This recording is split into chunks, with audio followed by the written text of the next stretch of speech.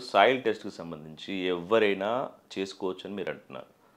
So, దీనికి సంబంధించి అసలు ఏ విధంగా జేసుకోవాలి? ఎట్లాంటి పరికరాలు వీటికి అవసరం ఉంటది? అంటే రైతు స్థాయిలో చేసుకునే అవకాశం ఉందంటారా? ఇక్కడ నేను పీహెచ్ పేపర్స్ 3 రకాల బుక్స్ తెచ్చాను. 3 డిఫరెంట్ రేంజెస్. దాని పీహెచ్ మన సాయిల్ పీహెచ్ ఎసిడిక్ అనుకున్నప్పుడు ఒక రకం బుక్ వాడతాం. క్షార స్వభావం ఆల్కలైన్ సాయిల్స్ చౌడు భూములు ఉన్నప్పుడు ఇంకొక రకం పేపర్ వాడచ్చు. అంటే దీని యాక్యురసీ అప్ టు 0.5 వరకు ఉంటుంది అంత స్పెసిఫిక్గా తీసుకున్నప్పుడు. అయితే దీనికి మన ల్యాబొరేటరీ సాయిల్ ల్యాబ్లో డిపార్ట్మెంట్ వాళ్ళు చేసేదానికి కొంచెం ఒక 0.5 తేడా రావచ్చు. వాళ్ళది ఇంకా యాక్యురేట్గా ఉంటుంది. దీనికంటే కూడా యాక్యురేట్గా డిపార్ట్మెంట్ వాళ్ళది ఉంటుంది, కెమికల్ మెథడ్ కాబట్టి. ఇది బేసిక్ ఇన్ఫర్మేషన్ కోసం ఇది సరిపోతుందని నేను అనుకుంటున్నాను. ఒకసారి ఒక్కొక్కటి చెప్తాను చూడండి. ఈ బుక్ వచ్చి దీని రేంజ్ ఎంత ఉందో చూద్దాం. 1 నుంచి 7 వరకు ఉంది. ఆమ్ల స్వభావాలు ఉన్న భూములకి ఇది చాలా స్పెసిఫిక్గా మనం వాడుకోవచ్చు. చౌడు భూములు అంటే ఆల్కలైన్ సాయిల్స్ ఎక్కువ ఉన్నాయి కాబట్టి ఈ రేంజ్ మనకు అవసరం లేదు, పక్కన పడేద్దాం. 6.5 నుంచి 9.5 వరకు ఉంది. ఇది ఇంకొక బుక్. ఇది కూడా బాగానే ఉంది, దీన్ని కూడా వాడుకోవచ్చు. ఇది ఇంకొక బుక్ 2 నుంచి 10.5 వరకు ఉంది. ఇది కూడా బాగానే ఉంది, దీన్ని కూడా మనం వాడుకోవచ్చు. ఈ మూడిట్లో మీకు ఏది అవసరమైతే అది మీకు ఎక్కడ దొరుకుతుందని చెప్పాను కదా, మీరు తెప్పించుకోవచ్చు. దీన్ని ఎట్లా టెస్ట్ చేయటం అన్నది ఒకసారి చూద్దాం. మనకు కావాల్సినటువంటి ఏ సాయిల్ని అయితే టెస్ట్ చేయాలనుకుంటున్నామో ఆ సాయిల్ని పౌడర్లా చేసి తీసుకోండి, డ్రై చేసి పౌడర్లా చేసి తీసుకోండి. దాన్ని ఒక కప్పులో పోసుకోండి. పోసుకొని సపోజ్ ఒక 10 గ్రాములు సాయిల్ తీసుకున్నారనుకోండి, దానికి 5 రెట్లు వాటర్ పోయండి. ఆ వాటర్ పీహెచ్ మటుకి 7 ఉండాలి. అంటే మీరు బెటర్ థింగ్ ఆర్ఓ వాటర్ కానీ లేదా మినరల్ వాటర్ బాటిల్స్ ఉంటాయి, అలాంటి వాటర్ కానీ వాడుకోండి. ఇందులో నేను సాయిల్ వేయలేదు. ఈ బుక్లో ఒక లీఫ్ తీసుకోండి. చేతులు పొడిగా ఉండాలి, శుభ్రంగా ఉండాలి, కడుక్కోండి, పొడిగా ఉండాలి. పొడిగా ఉన్నప్పుడు ఎక్కడా తడి తగలకూడదు. జస్ట్ దీన్ని ఇట్లా ముంచండి. కొద్ది సెకన్లు, ఎక్కువసేపు కూడా అవసరం లేదు. ఓ 10 సెకన్ల పాటు అలా ముంచండి. కొంచెం డ్రై అయ్యే వరకు దాన్ని అట్లా పట్టుకోండి. ఇది ఏ కలర్ వచ్చిందో చూడండి. ఈ కలరు ఈ బుక్ మీద ఉన్న కలర్కి మ్యాచ్ చేసుకోండి. ఏ కలర్కి దగ్గరగా ఉందో చూసుకోండి, మీకు అర్థమవుతుంది కదా. అది దాని యొక్క పీహెచ్ 6 ఉందా 7 ఉందా, 6కి దగ్గరగా ఉందా 7కి దగ్గరగా ఉందా అన్నది చూసుకోండి. దీనికి ఇందులో రాకెట్ సైన్స్ ఏం లేదు కదా. ఇప్పుడు దీనికి కొంచెం యాసిడ్ కలుపుతాను, అప్పుడు మళ్ళీ పీహెచ్ చూద్దాం. ఇది సల్ఫ్యూరిక్ యాసిడ్. యాక్చువల్గా సల్ఫ్యూరిక్ యాసిడ్ని వాటర్లో కలిపినప్పుడు టెంపరేచర్ విపరీతంగా పెరుగుతుంది.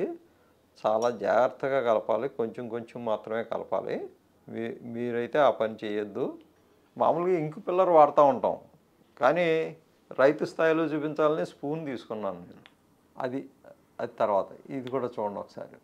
వస్తుంది కదా. కార్బొనేట్లు ఎక్కువగా ఉన్నప్పుడు ఇలా బుడగల రూపంలో వస్తుంది.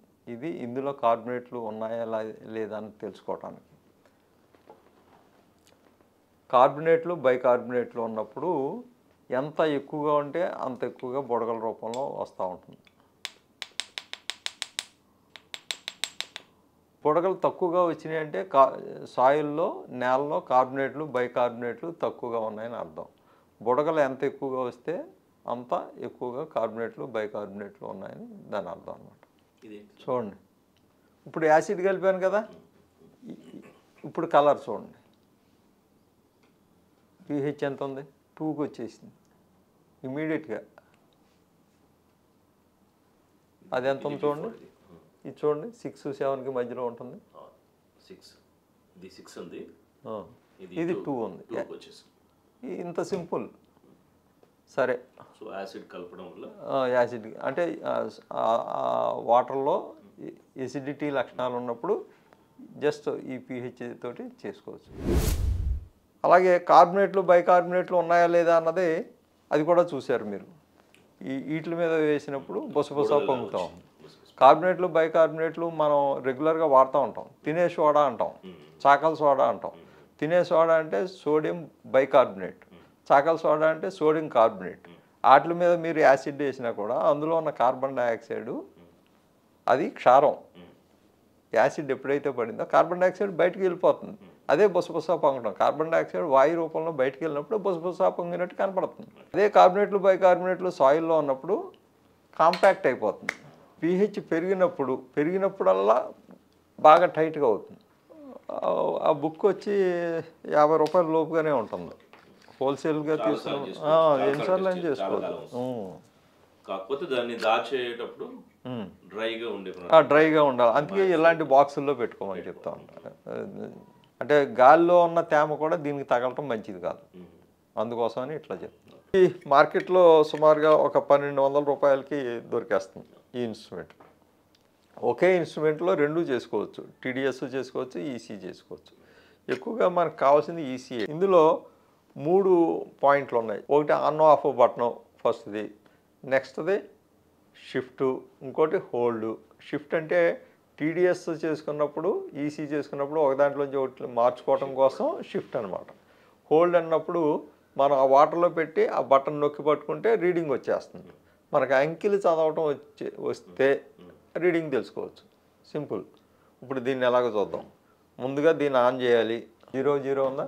ఆ పైన అక్షరాలు ఏమన్నా కనపడుతున్నాయా? ఏం లేదు కదా. ఇప్పుడు షిఫ్ట్ నొక్కండి, షిఫ్ట్ బటన్ నొక్కండి. చాలు. ఒకసారి ఇప్పుడు పైన ఈసీ అని ఏమన్నా కనపడిందా? ఈసీ వచ్చింది కదా. ఇప్పుడు ఈసీ మోడ్లో ఉంది. అంటే ఈసీని మనం టెస్ట్ చేసుకోవచ్చు. ఈ వాటర్ యొక్క ఈసీని చూద్దాం. దీన్ని ఇలా హోల్డ్ చేసి పట్టుకోండి. హోల్డ్ చేయాలి. రీడింగ్ ఎంత వచ్చిందో చూడమ్మా. 0.16. ఇది మినరల్ వాటర్ కాబట్టి చాలా తక్కువ ఉంటుంది. ఇది మన ఇంట్లో ఉండేటువంటి ఉప్పు మీకు టెస్ట్ చేయడం కోసం చూపెడుతున్నాను. అంటే జనరల్గా సాల్ట్ వాటర్లో ఈసీ ఎక్కువగా ఉంటుంది.